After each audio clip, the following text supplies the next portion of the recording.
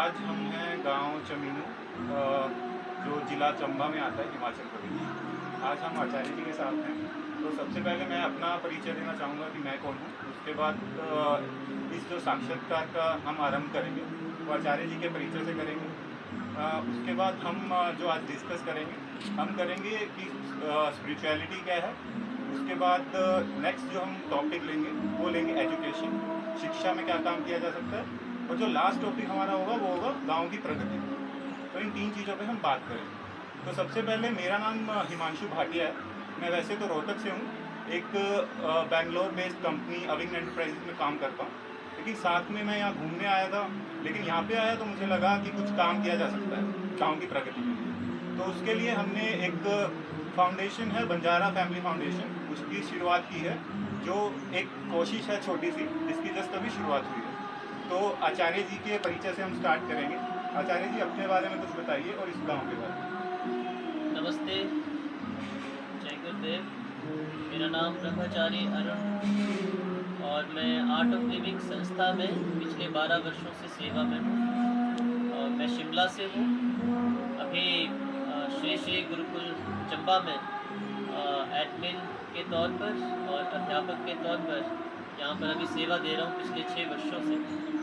और चंबा जो है वो हिमाचल प्रदेश के हमारा चंबा ज़िला हमारा है और ये कांगड़ा के बहुत समीप है, कांगड़ा धर्मशाला के समीप है। तो जैसा कि अभी हिमांशु जी ने प्रश्न किया और ये जानना चाहते हैं कि अध्यात्म क्या है, स्पिरिचुअलिटी क्या है। तो हमारे सनातन धर्म में कहें या अन्य धर्मों में अध्यात्म को पूरे संसार की आत्मा माना गया है, प्राण माना गया है। विश्व का प्राण है और हमारा भी प्राण है। प्राण का अर्थ आप समझ रहे हैं ना, कि जिससे जीवन चल रहा है। अब प्राण नहीं है तो जीवन नहीं है। इसी तरह से अध्यात्म है। कई लोग ये समझते हैं कि अध्यात्म सिर्फ एक विशेष किसी मूर्ति का पूजन, या फिर समझते हैं हम लोग किसी एक देवता का पूजन, है ना, या फिर किसी अपने पंथ संप्रदाय का कोई एक अपना कोई भी एक मार्ग, है ना, कोई अपना अलग मार्ग बना दिया तो अध्यात्म नहीं। अध्यात्म देखो, चाहे आप भगवान को माने चाहे नहीं माने, पर जो प्राण आपके भीतर है उसको कोई जीवित नहीं कर सकता, उसको कोई मार नहीं सकता। प्राण क्या है? प्राण एक ऐसी ऊर्जा है जिसको कोई पैदा नहीं कर सकता, आज तक कोई नहीं कर पाया। इसलिए ये अध्यात्म ये भगवान बोलता है कि ज्ञान और विज्ञान का जो मिश्रण है वो अध्यात्म। ये बहुत लोगों तक पहुंचना चाहिए, ये संदेश जो है पहुंचना चाहिए हमारे तक, जो मुझे भी गुरुदेव के द्वारा, श्री गुरुदेव के द्वारा और भी बहुत सारे संत महात्मा हुए, चाहे वो स्वामी विवेकानंद जी है ना, और सरस्वती परमहंस जी हैं, है ना, और कई शंकराचार्य जी हैं। इस तरह का ज्ञान उन्होंने दिया कि जो किसी भी धर्म संप्रदाय से नहीं है, वो सभी के लिए है, विश्व के लिए है और मानव जाति के लिए है। तो वो क्या है? अध्यात्म मतलब प्राण है। आपको जो दिखाई दे रहा है संसार में वो प्राण की वजह से, ऊर्जा की वजह से, है ना। उसी ऊर्जा को विज्ञान में एनर्जी बोलते हैं और अध्यात्म में उसको परमात्मा। बिना अध्यात्म के कोई जी नहीं सकता, चाहे कोई माने चाहे ना हो। यही जानना चाहता था मैं कि स्पिरिचुअलिटी और रिलीजन में फ़र्क क्या है, क्योंकि स्पिरिचुअलिटी जो है वो सारे धर्म से रिलेटेड है। Spirituality is not like related to one religion, ठीक है। तो स्पिरिचुअलिटी आपने अच्छे से एक्सप्लेन किया कि क्या है। उसके बाद नेक्स्ट जो हमारा विषय है उसका है एजुकेशन, शिक्षा। आपको क्या लगता है कि शिक्षा में किस तरह का काम किया जाना चाहिए, चाहे वो आध्यात्मिक शिक्षा है चाहे वो मॉडर्न एजुकेशन हो। क्या यहाँ पे इस गांव में हमने जहाँ से शुरुआत की है, ठीक है, आप भी बहुत समय से काम कर रहे हैं, तो आपको क्या लगता है कि यहाँ पे क्या सुधार हो रहे हैं और क्या होने चाहिए? जी, तो अगर आप इजाज़त दें तो थोड़ा सा साउंड को कम हाँ करा हाँ, सकते बिल्कुल हैं बिल्कुल। ना? पॉज़ करके सर, जी, तो आपने ये प्रश्न जो किया बहुत महत्वपूर्ण है आज हमारे समाज के हर वर्ग के लिए। किसी भी धर्म से कोई लोग जुड़े हुए हैं, ये प्रश्न बहुत महत्वपूर्ण है। इसी प्रश्न की वजह से लोगों में झगड़े हो रहे हैं, हिंसा हो रही है। धर्म में ही हम जो है विवाद कर रहे हैं। क्यों? ये प्रश्न जानना ज़रूरी है कि धर्म में और अध्यात्म में क्या अंतर है? हाँ जी। रिलीजन में और स्पिरिचुअलिटी में क्या अंतर है? देखो, रिलीजन जो होता है वो धर्म एक संप्रदाय होता है। कोई भी संप्रदाय शुरू किया जाता है वो इसलिए किया जाता है कि पुराना जो था उसमें कुछ और परिवर्तन चाहिए समय के हिसाब से, है ना? वो परंपरा, वो धर्म, उसको हम धर्म के नाम पर धर्म के साथ हम लोग उसको मानते हैं। धर्म के साथ साथ परंपराएं भी होती हैं और एक है आध्यात्मिक ज्ञान। आध्यात्मिक ज्ञान ईश्वर सबके लिए एक है, पर उसको मानने की जो परंपराएं हैं वो अलग अलग है। वो है रिलीजन। कोई हिंदू धर्म, हमारा हिंदू संस्कृति है, वैसे सनातन धर्म है, हिंदू संस्कृति है, जो हिंदुस्तान ने सब पूरे विश्व को दिया है संस्कृति, वो हिंदू संस्कृति। और इस हिंदुस्तान में जो रहते हैं वो हिंदू संस्कृति को जो मानते हैं, मानवता को मानते हैं। मानवता को मानना ही, सभ्यता को मानना ही हिंदू संस्कृति है। और इसी के अलग अलग संप्रदाय हैं, अलग अलग धर्म हैं, वही रिलीजन है ना? तो रिलीजन इसलिए बनाया गया ताकि ईश्वर तक पहुंचने के लिए आप लोग कुछ और परंपराओं से आसानी से भगवान से, ईश्वर से अपने भीतर आप जुड़ सकें, आप शांत हो सकें, है ना? अपने भीतर आप स्थिर हो सकें। एक तो ये बात है। और दूसरा आपने पूछा कि अध्यात्म और शिक्षा कैसे जुड़ा हुआ है। तो इसमें पुराने समय से हम देख रहे हैं कि जब भी किसी को शिक्षा दिया जाता है तो उसको पहले क्या सिखाया जाता है? संस्कार दिए जाते हैं। संस्कार ही तो हमारा धर्म है, संस्कार ही तो अध्यात्म से आया है। शिक्षा और अध्यात्म अलग तो नहीं है, हाँ, लेकिन उसमें उसमें क्या, उसमें कट्टरता नहीं होनी चाहिए। आपकी शिक्षा जो है, आपकी शिक्षा जो बाधा ना बने। नहीं तो क्या हो जाता है कि हम तो जी अपना ही धर्म का शिक्षा ग्रहण करेंगे और समाज में क्या शिक्षा चल रही है उसका कोई ज्ञान नहीं जिस भी है, धर्म में कोई अच्छी चीज़ है वो ग्रहण करनी चाहिए। है ना? तो शिक्षा जब आप स्कूल में लेते हैं, पाठशाला में जाते हैं, तो वहाँ पे जो संस्कार दिए जाते हैं वो अध्यात्म है, वो धर्म है, संस्कार। और समाज में आजीविका के लिए हम लोगों को आजीवन करना है, आय का साधन चाहिए और व्यवहार का साधन चाहिए, तो उसके लिए व्यवहारिक शिक्षा ज़रूरी है ना? तो व्यवहारिक जो शिक्षा आप लोग चाहे वो मॉडर्न एजुकेशन हो, चाहे कोई अदर एजुकेशन हो, उसका उसके साथ-साथ संस्कार और संस्कृति की शिक्षा अगर जुड़ेगी, तब एक शिक्षित व्यक्ति इंसान बनता है, वो सबसे ज़रूरी है। इंसान बनता है। पर हम लोगों ने क्या देख रहे हैं हम आजकल, ये धर्म के साथ-साथ हम लोग व्यवहारिक समाज की शिक्षा नहीं देते बच्चों को, है ना? हम क्या दे रहे हैं कि तुम सिर्फ अपने धर्म तक सीमित रहो, वही पुस्तक पढ़ो, वही मंत्र पढ़ो और व्यवहार और समाज के साथ जुड़ना, उनके साथ क्या उसका उपयोग है शिक्षा का, मंत्र का क्या उपयोग है, आप अगर दूसरी कोई शिक्षा पढ़ रहे हैं धर्म की, उसका क्या उपयोग है? तो उनको वो जानना चाहिए। ऐसे ही मैं एक जहाँ पे मैं अभी रह रहा हूँ रफ़ी भाई के यहाँ पे, तो उनके वहाँ पे अभी कम्युनिटी में स्टार्ट हुआ है ये एजुकेशन को लेके काम करना। तो उनके एक आईएएस ऑफिसर हैं ज़फ़र इकबाल, तो उनका भी यही कहना था कि दीन जो उनसा है दुनिया के बिना नहीं चल सकता। तो एक वो अच्छी सोच है, उस सोच से ही बंदा आगे बढ़ सकता है। अगर वो करेगा, वो अच्छी सोच से चलेगा, इंसान बनेगा जैसे आपने कहा, तभी वो आगे बढ़ सकता है। नहीं देखो, सिंपल सी बात है। आप अगर धर्म में जुड़े हैं तो आप साधारण और सबके लिए सहज होने चाहिए, ये पहचान है।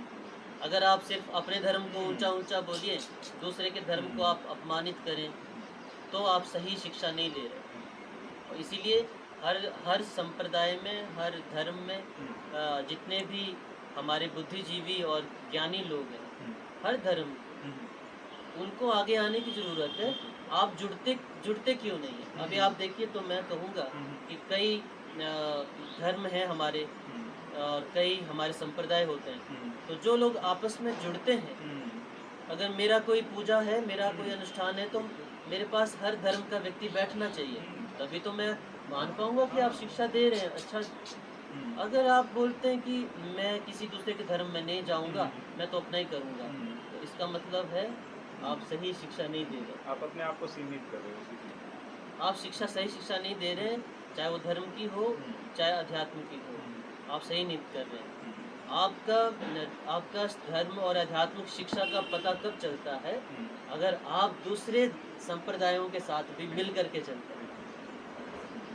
मेरे घर में अगर अनुष्ठान है, पूजा है, तो दूसरे समुदाय का व्यक्ति मेरे घर में जुड़ना चाहिए, है ना? और मेरी संस्कृति को उसे आहत नहीं करना चाहिए, तब तो धर्म हुआ, है ना? और अगर मैं बोलूँ कि मेरा ही सब कुछ ठीक है, तुम्हारा सब गलत है ना? वो भी गलत तो गलत हुआ।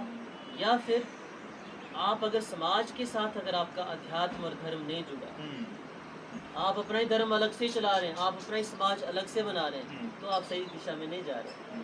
आपको समाज के साथ, जो आज की ज़रूरत है, लोगों के साथ आपका जुड़ाव बढ़े, प्रेम बढ़े, रिश्ते बढ़े आपके, तब तो आप माने जा सकते हैं कि आप धर्म के रास्ते पे हैं भाई, है ना? अगर आप खुद को कुछ अलग दिखाने का चेष्टा करेंगे, तो ये इसी कारण से हमारे हमारे हिंदुस्तान में आज जो है वाद विवाद बढ़ रहा है। और इसको दूर करना चाहें अगर हम लोग, तो हम बहुत आसानी से कर सकते हैं।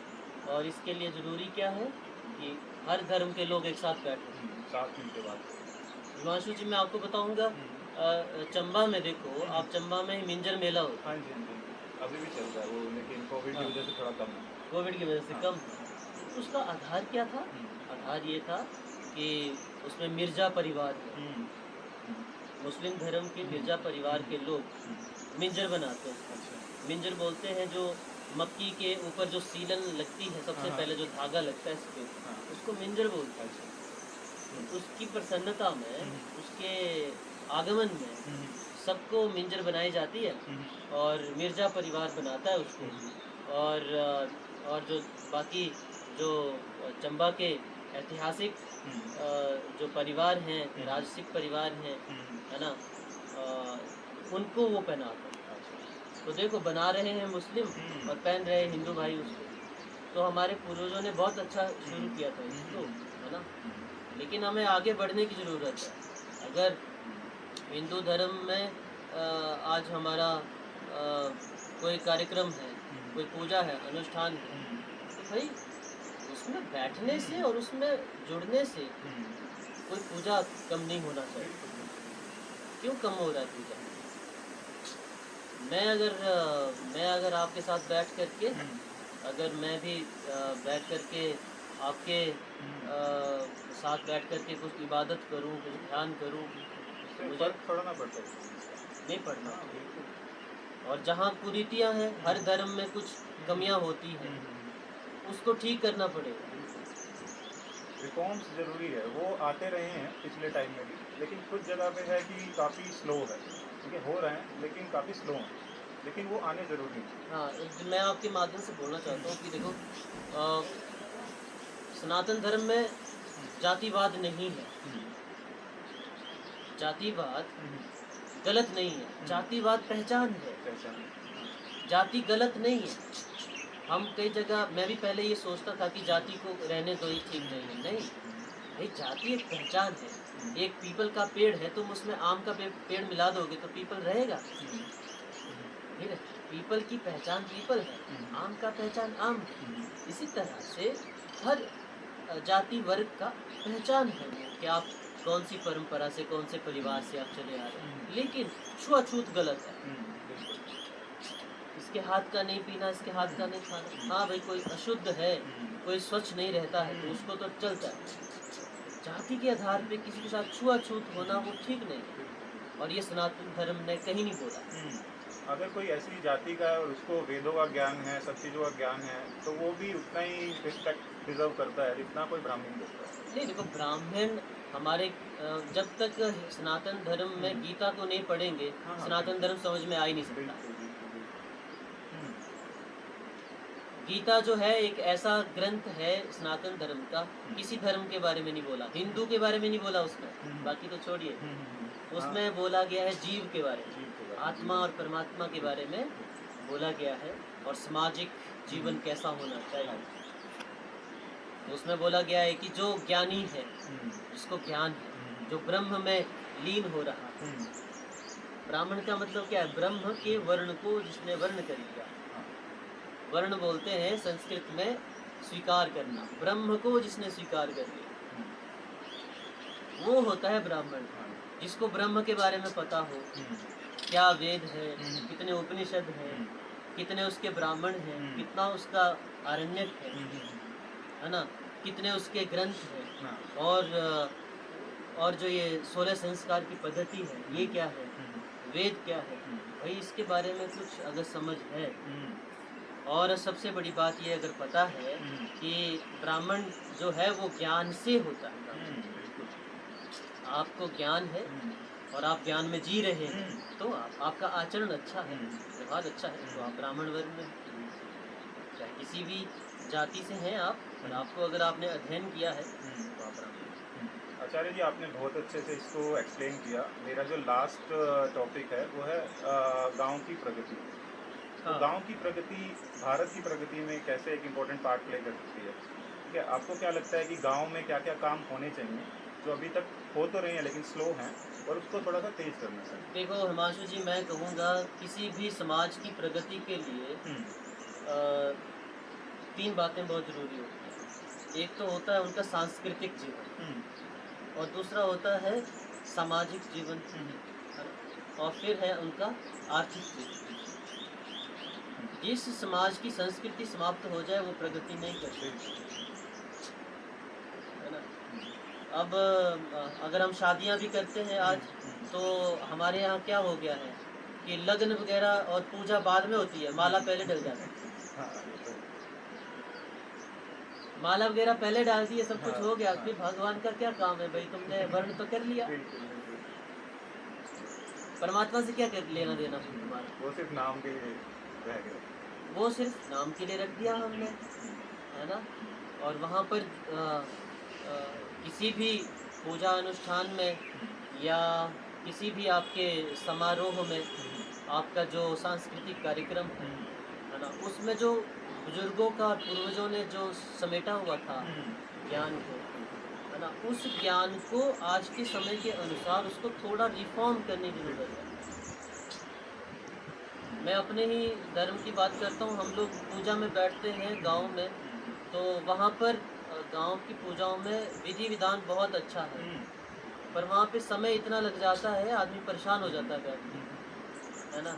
और उसमें हम स्वच्छता नहीं रख पाते, तो जब स्वच्छता नहीं रख पाते हैं तो वहाँ पे श्रद्धा भी नहीं बन पाती। इस तरह से हमें उसमें क्या करना है, पहले तो जो हमारी संस्कृति है उसको हमें रिफॉर्म करना, उसको नया तरीके से लेकर, एक बात ये है ना। और दूसरी बात क्या है कि हमारा सामाजिक जीवन, अगर हमारे समाज में कोई भी समुदाय रह रहा है, उन सब के लिए, उन सब के साथ जुड़ने के लिए, उनके समाज में कोई कमी है तो दूसरा समाज आकर के उसमें आए, आगे बैठे, बात करें, है ना। तो समाज को समाज से जोड़ना दूसरी बात। और तीसरी बात है स्वरोजगार। भारत की जनसंख्या इतनी ज़्यादा है, यहाँ पर एक नौकरी को प्राप्त करने के लिए हजारों की संख्या में लोग अप्लाई करते हैं। इतने बुरे हाल हो रहे हैं कि चपरासी के लिए, पीएन के लिए भी जो MA BEd किए हुए हैं वो दे रहे हैं, क्यों दे रहे हैं? क्योंकि हमारे भारत में जो पहले परंपरा थी, वो परंपरा ये थी कि स्वरोजगार अपने ही गांव में था। बिल्कुल तो हमें ज़रूरत क्या है कि अब गांव वालों को शहर जाने की ज़रूरत नहीं पड़नी बिल्कुल चाहिए। बिल्कुल एक फोर्सफुल माइग्रेशन नहीं होना चाहिए कि अगर कोई गांव का जो रहने वाला है वो अगर जाना चाहता है शहर तो वो जाए, लेकिन सिर्फ अपनी जीवन यापन के लिए, अर्न करने के लिए वो फोर्सफुली हाँ, जाए, वो गलत है। नहीं देखो आज अभी मजबूरी है उसकी, चंबा जाना पड़ेगा या शहर बिल्कुल जाना पड़ेगा, बिल्कुल कहीं बिल्कुल। किसी भी शहर की बात हाँ। है। वो जाएगा तो उसका जो कमाई करता है उसमें से आधे से ज़्यादा तो उसका किराया लग जाता है। बचे रहेंगे। और दूसरी बात गांव में फिर नशा भी ठीक ज़्यादा होता है, तो उसमें पड़ जाते हैं हाँ, लोग। अब वो बोलते हैं ना, खाली दिमाग शैतान का घर। उसके बाद कोई काम ही नहीं है तो वो नशा ही करेगा।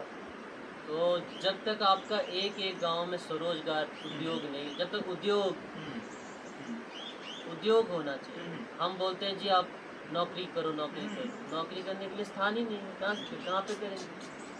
हम्म, अभी अभी हम जो ये प्लास्टिक का हमारा इतना चल पड़ा हम्म, है ना? हम्म, इसको अगर हम कम करना चाहें तो कम कर सकते कर हैं। सकते बाँस का प्रयोग करें हम हैं। लोग, पत्तलों का जो है वो हम्म, पत्ते की बनाना शुरू करें, हाँ उसका जी, प्रयोग करें, हाँ जी। रोज़गार मिलेगा लोगों को। गाँव में बहुत सारे लोग टैलेंटेड हैं, हम्म, है ना? हम्म, बहुत तरह के वो प्रोडक्ट बनाते हैं। बिल्कुल। कोई सिलाई, कोई बुनाई, कोई कढ़ाई, हम्म, कोई दूध, हम्म, है ना? दूध का कोई दूध से बने कोई पदार्थ, हम्म, सबको करते हैं। बिल्कुल एक सेल्फ हेल्प ग्रुप्स बन के और उसको बना सकते हैं। इसमें कुछ मुश्किल चीज़ थोड़ा ना है। ये 3 ही बातें हैं अगर ये और आसान हैं, हम्म, कोई कठिन नहीं हम्म, है ना? लेकिन बात ये होती है कि जब तक एक-दूसरे से सलाह-मशवरा लेने बिल्कुल के लिए बिल्कुल। हम लोग नहीं होंगे तैयार, हम्म, सिर्फ़ हम सोचते हैं कि मेरे को ही ज़्यादा पता है। फिर वो तरक्की नहीं कर सकता। एक डिस्कशन जरूरी है। भई आपके भारत देश में विश्व गुरु बनाने की ताकत रखने वाले संत आज भी मौजूद हैं, बिल्कुल। आज भी मौजूद हाँ हैं। जी। आज ज़रूरत क्या है कि जो महात्मा हैं और विद्वान हैं, हम्म, वो शासन और प्रशासन के साथ जुड़े। शासन भी उनके साथ जुड़े। हम्म। अब वो वाली चीज़ थोड़ा ना कि कोई महात्मा है या किसी भी धर्म वाले को कुछ ज्ञान है, वो जाके जंगल में बैठ जाएगा और काम हो जाएगा।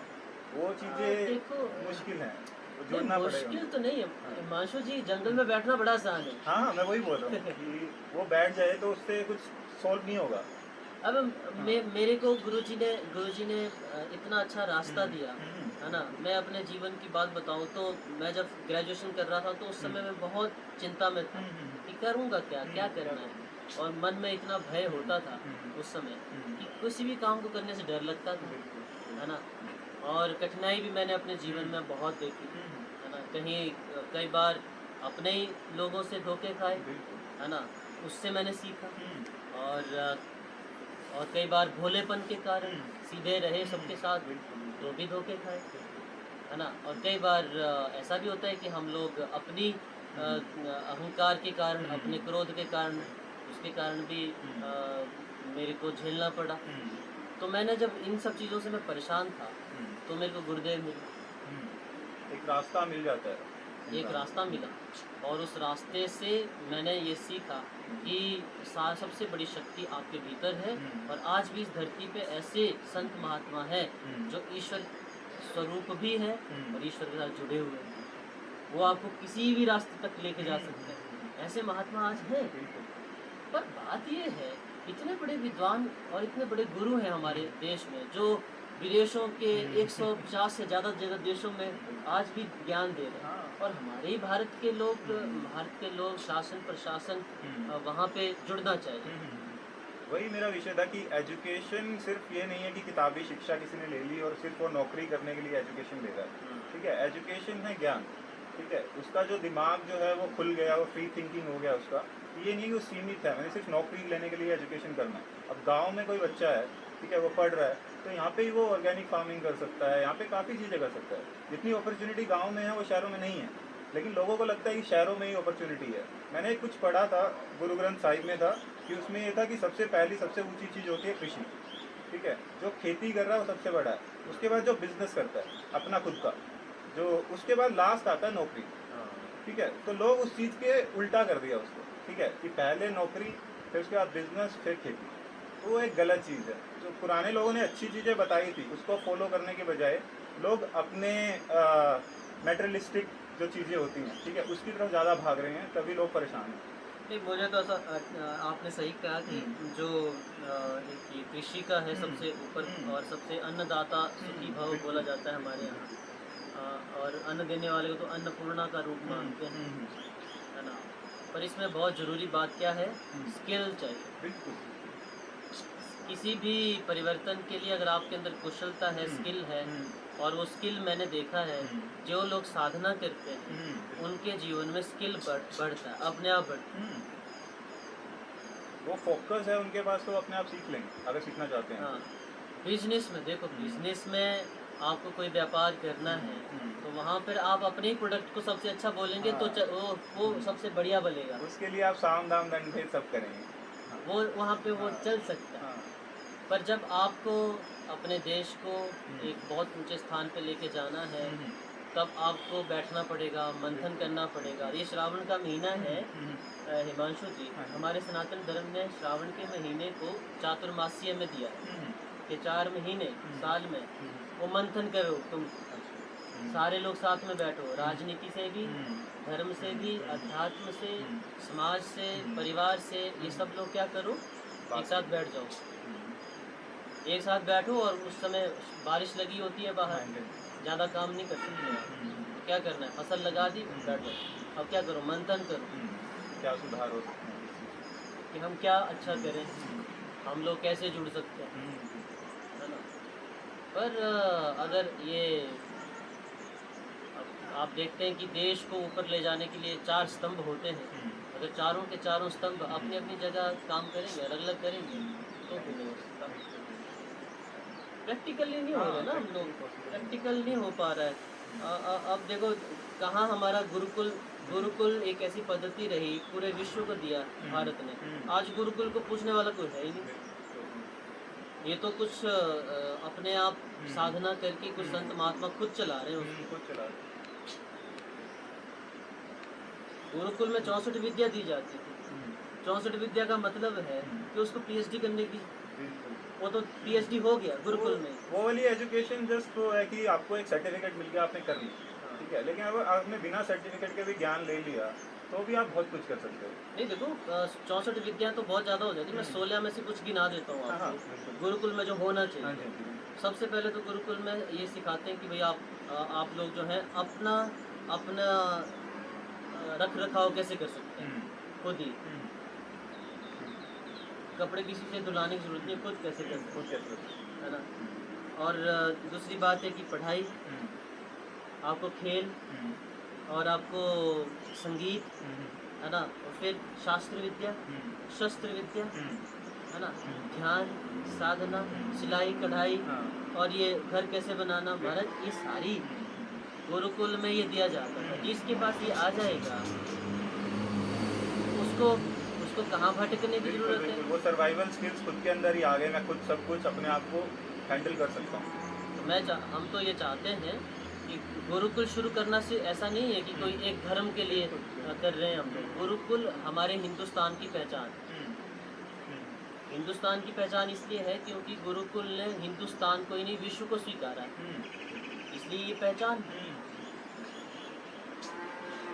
ऐसा इसीलिए तो बोला जाता है क्योंकि हमारे यहाँ बोला गया वेदों में वसुधैव कुटुंबकम, पूरा विश्व ही परिवार है, ये बोल दिया, है ना? तो भाई इसलिए तो पहचान है हिंदुस्तान, इसको आगे बढ़ाना।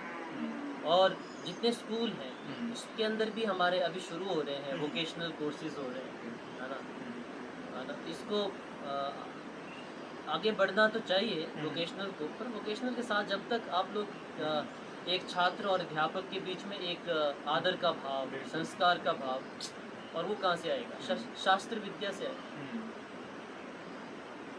उस चीज़ में भी जैसे अध्यापक हैं, टीचर्स हैं, ठीक है, अगर टीचर को ही ज्ञान नहीं है तो वो एक्सपेक्ट क्या करेगा कि उसका जो स्टूडेंट है वो उसकी रिस्पेक्ट करेगा। ये तो बहुत ही ज़रूरी है। हाँ। अभी बहुत सारे विद्यालय हमारे से चल रहे हैं, चाहे वो गुरुकुल्स में मैं बोलता हूँ, गुरुकुल ऐसे हैं खोल तो दिए, हाँ, पढ़ाने वाले को पता ही नहीं है क्या क्या पढ़ाना। पढ़ाना, बिल्कुल वो एक सबसे बड़ा इशू वो है। फर्स्ट स्टेप तो हो गया कि वो सेटअप हो गया, उसके बाद सेकंड स्टेप है कि क्वालिटी कैसे इंप्रूव कर सकते हैं। हमारे जो जो जो बात आपने कहा है ना देश को ऊपर ले जाने के लिए, हमारे यहाँ क्वांटिटी तो बहुत है, बिल्कुल। हर चीज़ की क्वांटिटी है, शिक्षा की भी क्वांटिटी है, क्वालिटी पे काम करना पड़ेगा।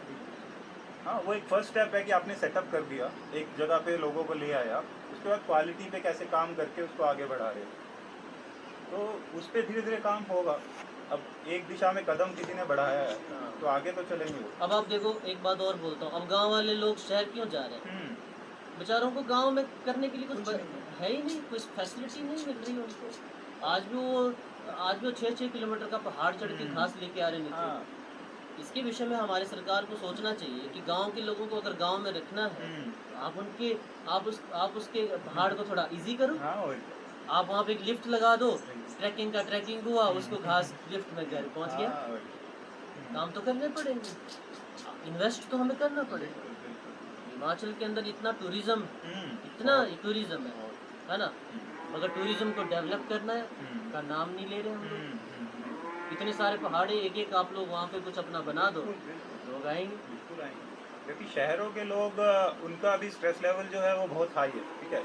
वो एक रास्ता ढूंढते हैं कि वहाँ से भागती दौड़ती ज़िंदगी से कैसे एक शांत वातावरण में आगे रहें, तो उनको वो चीज़ ज़रूरत है। अब जिस चीज़ की डिमांड है उसको कैसे तुम भाई कन्वर्ट देखो, कर सकते हो। अगर आप लोग गांव में फैसिलिटी देंगे तो गांव के लोग गांव में रहेंगे। बिल्कुल। अब बेचारी एमए करी हुई बहू आ रही है घर में, हाँ। उसको भेजो आपकी तो 6 किलोमीटर दूर जा घास लाने, कहाँ जाएगी? बिल्कुल। हाँ, अगर हम थोड़ा सा वहाँ पे सड़क की व्यवस्था करें, कुछ थोड़ा और लिफ्ट का व्यवस्था करें, है ना, कि ताकि गांव का हार्ड जीवन थोड़ा अच्छा हो। यार कोई नाम ही नहीं लेगा गांव से जाने का, बिल्कुल, बिल्कुल।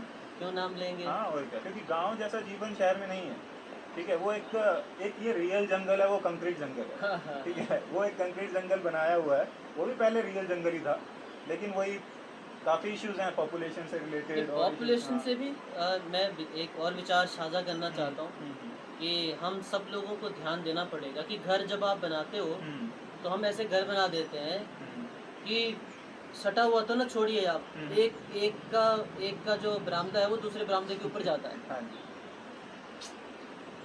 खिड़कियां तो बना दी, हवा नहीं है हवा ही, ही नहीं। सांस लेने को हवा नहीं है। अरे भाई, एक दो घर के बीच में हमें कम से कम 1.5 मीटर का या 2 मीटर का हम कम से कम जगह रखें, उसमें पेड़ लगाओ। बिल्कुल,